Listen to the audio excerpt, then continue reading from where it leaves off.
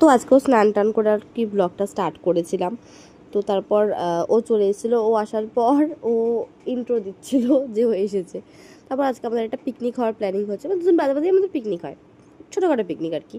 তো আমি ভাত ভাজা করছিলাম। তারপর আজকে অনেকের বাড়িতে গোপাল পুজো হয় যেহেতু, তো সেই জন্যই অনেকের প্রসাদের জন্য সেখান থেকে একটা মালপোয়া তুলে নিয়েছিলাম, খাচ্ছি সেটাই।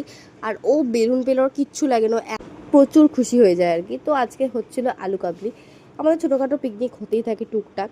তো এটা আজকে আমরা দুপুরবেলা ঘুম থেকে উঠে দুপুরের খাবার খেতে বসেছি আর কি। তখন 3:30-4টে মোটামুটি বেজে গিয়েছিলো। ঘুম টুম দিয়ে উঠে আমরা মনে পড়েছে যে আলু কাবলিও আছে, ভাত খাবো না, আলু কাবলি তো ভাত খেয়ে নিয়েছিলাম আগে, আলু কাবলি আর তখন খাইনি।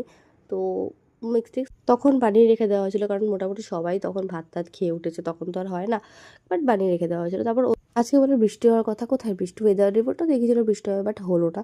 তারপর ওর সাথে আমাকে গেছিলাম হচ্ছে একটা জিনিস কিনতে, বাট সেরকমভাবে পছন্দ টছন্দ হলো না বলে কেনা হয়নি, চলে এসেছিলাম। পরে যাবো ভেবেছি। তো সন্ধ্যাবেলা চলে এসেছিলাম বাড়িতে, সন্ধ্যাবেলা কি তখনই চলে এসেছিলাম।